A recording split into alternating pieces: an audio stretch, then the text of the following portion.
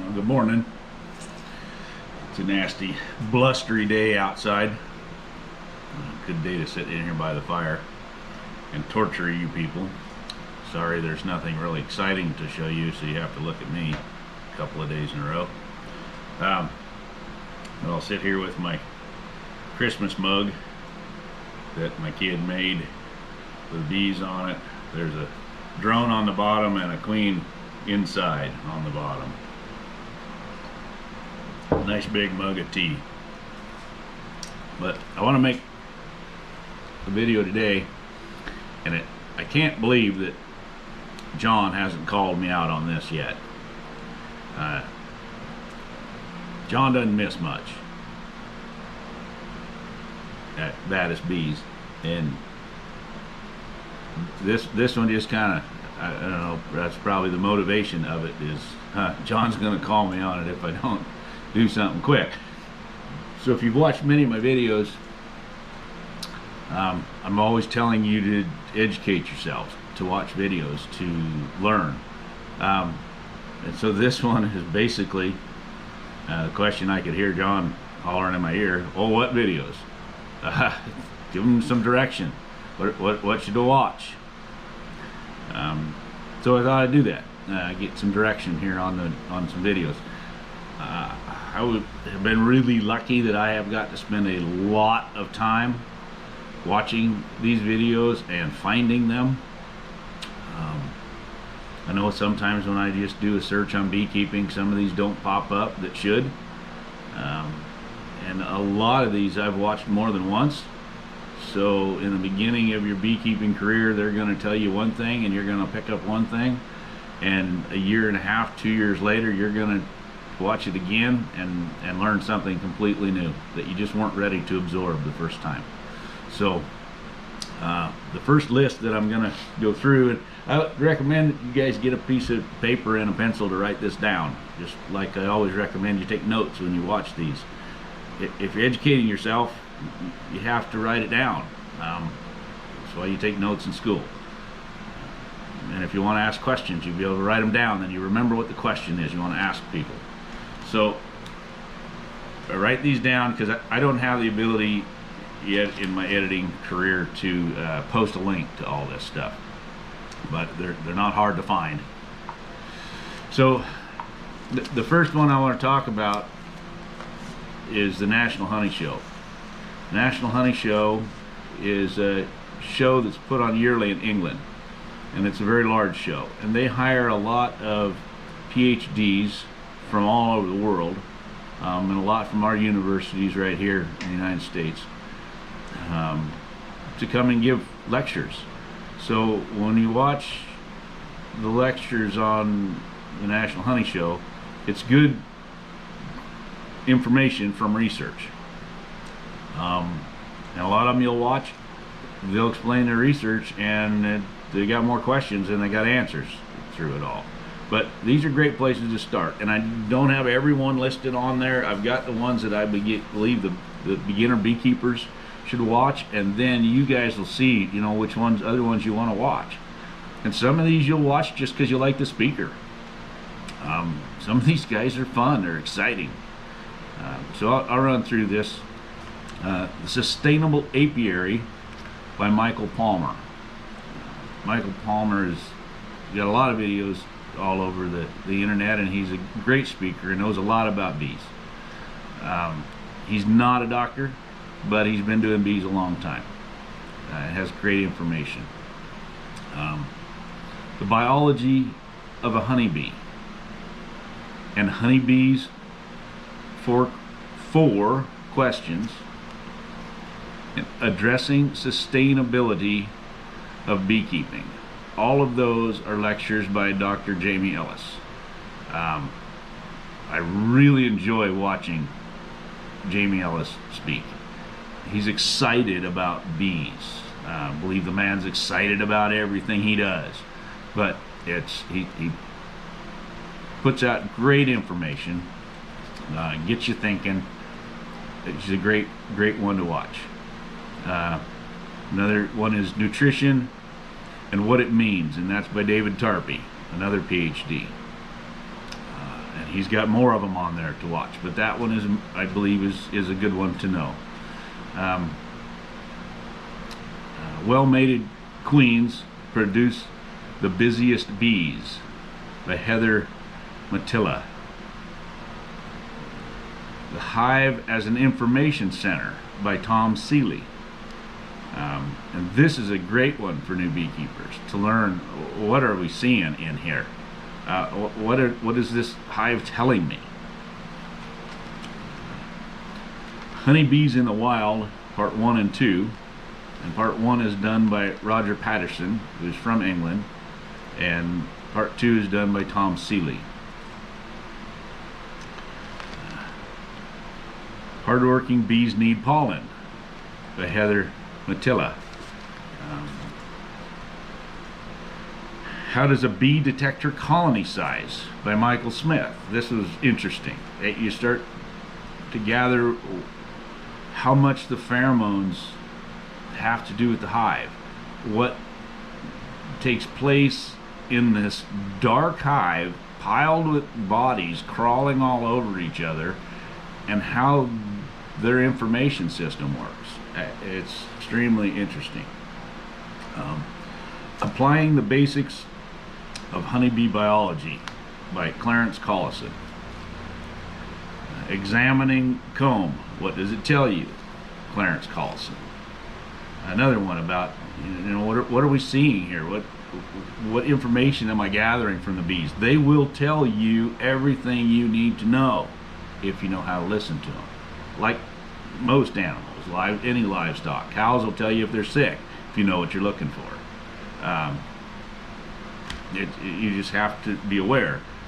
And again, education costs money, so you either learn it by losing them, or they get sick, or you spend some time watching these things. Right, we got another one here. What's going wrong with our queens, by Roger Patterson, and a closer look at factors affecting queen quality, by Clarence Collison. Both of those are great. They're information you need to know, and there's more research information out there on queens and on drones, and why they're not doing as well as they used to do. And more of it's coming to light all the time. They're finding out that the drones are having a lot of the issues that come from the drones. So being able to watch these actual lectures, that the majority of these are PhDs that are working at universities doing research. This information is huge. And if you put that information together with some of the information from these guys, Bob Beanie, he's a commercial beekeeper, been doing it a long time, happy to give information, teach. Ian Stepler with the Canadian Beekeepers blog, he's a commercial beekeeper in Manitoba, great information, lots of good videos out, and a number of these people have become extremely popular, and they weren't that popular when I started watching them. They've grown with this, and they've grown with it because they're putting out good information. So another channel is New York NY Bee Wellness, as in New York, and they do a lot of webinars. Got a number of great ones on there, but they have a lot of Randy Oliver's stuff. Randy Oliver is scientific beekeeping. He does research, and he's not a PhD. He's not tied in with, affiliated with any colleges.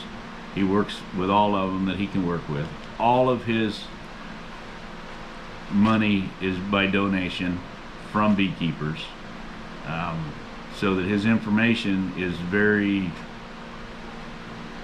clean. He's not being bought by anybody. He's making sure that he's not. So he does studies and gets information, and he puts all of this up for free on his website. And he does these webinars and talks to groups to give them his information. even before he's quite done with them. He's getting the information out about these are the studies we're doing, and this is what we're hoping to find, and we'll have the information out for you later, but at least you keep up with what he's doing. Great resource. So let's see, Cayman Reynolds with Tennessee's Bees. Another one, he's growing with this business. He flourishes with it. He's doing well. A lot of good information out there. He's really involved in educating people about bees. Frederick Dunn has a lot of good information. Dunn, D-U-N-N. I have a hard time watching much of Frederick because he's a little slow, but on the other hand, you go up to Randy Oliver and he's just a little fast. So Frederick Dunn is going to hit and click with a lot of people, I would guess. He's got a lot of people watching him. He's got great information. He's done some tests on some things like water. What do they want us? What water do bees want to drink or drink more of? And interesting things like that make you think. The next one is UOG Honeybee Research Center. They haven't put anything out in a long time, but they have some great information on there. Richard Knoll. He moved from hobby beekeeping into full-time beekeeping just recently. He makes queens and honey, and you can watch his entire growth through making queens and learning and growing in bees is all on his YouTube channel. And that's the neat thing with this. You can back up and watch how these guys got where they got.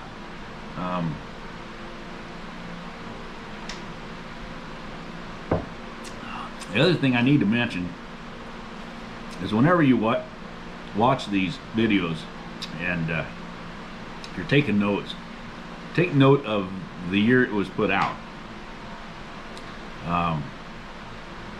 Because sometimes you watch a great video, say on screen bottom boards, and 10 or 12 years ago they were kind of a neat idea that they thought was going to help with varroa control.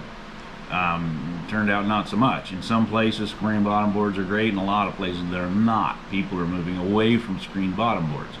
But if you watch a video from 10 years ago telling you, oh my God, move all your hives to screen bottom boards, and you spend $400 building screen bottom boards to find out, oh, I shouldn't have did that. You just don't need to do that if you pay a little attention to the dates of these so that you can do some more research. Is this still a good idea? Are people still doing this? All right, let's move on. Treatment-free beekeeping has some good videos on there. Sam Comfort is a great guy to watch. He's hilarious. A lot of information that he puts out on there. Michael Bush, I don't agree with a lot of the things he says, but some of his stuff is right on the money. He's got one out, The Lazy Beekeeper, or something to that degree, and it's great about how to cut a few corners on the amount of energy it takes to run bees. Because if you've got 1 or 2 colonies, it's not a big deal. But if you get more than that, you have to start doing some things to save some time, because it takes a lot of time to be in them. Little Bits Honeybees with Joe May. Again, great information. He's got lots of videos out there for new beekeepers, and you can watch his growth too. He's growing from way into the hobby dude to professional. All right, Michigan State University Beekeeping. Again, some great information on here. Research-oriented information. All right, the other one.